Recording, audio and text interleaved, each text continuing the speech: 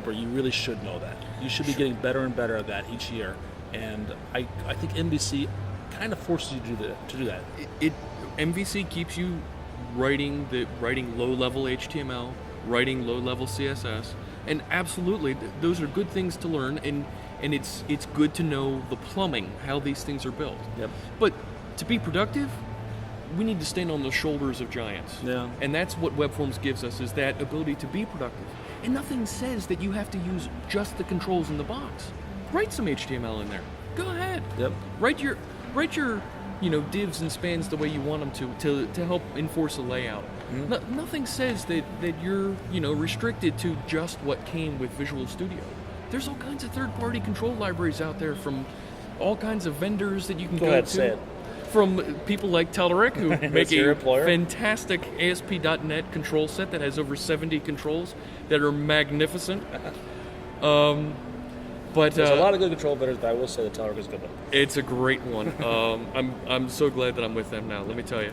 But you can choose to use them. There's open source ones that you can use. Of course, I'd prefer if you bought one. But there's a lot there that'll get you where you need to be, get you 90% there in WebForms very quickly. And you're right. It's good to know those low-level things. It's good to know how HTTP works, because if you don't know, you may take advantage of some things, and when you try and scale your application, you run into brick walls.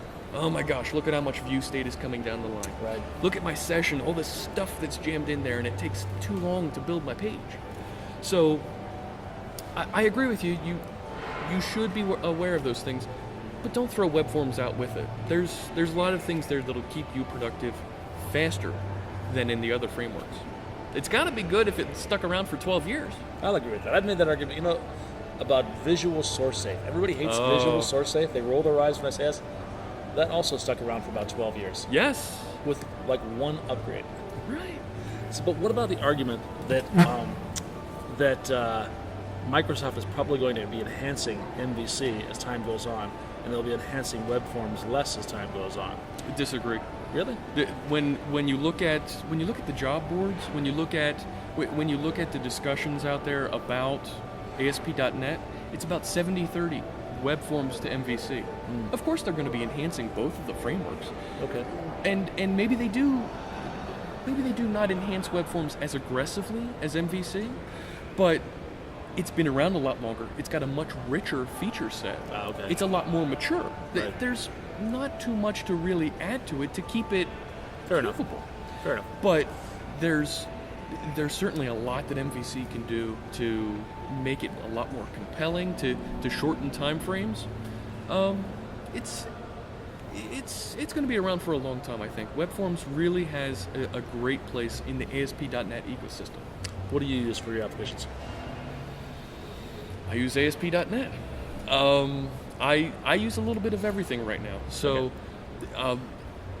I'll say that before I started with Telerik, I was maintaining an application that was both WebForms and MVC. Okay. About 500,000 users on it.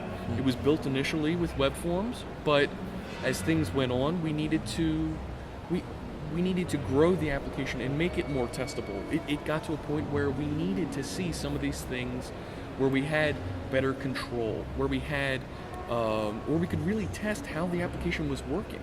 And it drove us to do a bit of the application in MVC. So we did a little bit of both. Okay. But now that I'm with Telerik, I do a lot of WebForms, and I'll drop in MVC where I want to use some of those rich features inside Visual Studio, that tooling they've built to be able to automatically generate, my insert and update pages. Yeah, right? Scaffolding is really nice. Yes, scaffolding is a terrific thing in there. But I'll be sure that I always use Web API now, because the mix that adds is that rich client-side functionality that I was building so much JavaScript to do AJAX calls back and forth in my MVC. Well, now I want to reach over into Web API and use those calls to get that data back, and in a clear framework and a clear syntax that I can share with anybody, really, not just my application. Okay. So I'm using a little bit of everything. All right, so I think we've settled the debate. The answer is, it depends. It depends. Why choose just one? Choose them all. Choose ASP.NET. Jeff, thanks a lot. Thank you, David. It's great to be here. cut. All right. Perfect. Cool. One more thing. I don't remember this, but Technology and friends. technology and friends. Let me reframe you while you're thinking. So, what are some of the more creative things people have done with that? The most creative one was Scott Hanselman, who said something like, "When I have a lot of friends in technology, and my technology friends call me with friendly questions about technology, I tell them to watch Technology and Friends." Okay. That's probably the most creative one. Sure. But he's Scott. Yeah, oh yeah. No.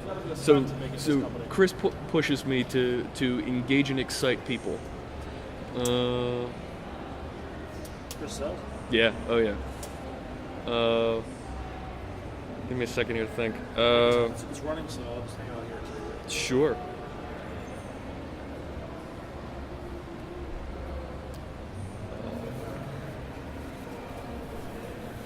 Hey there. It's not plugged in though. Let's see. Here it is.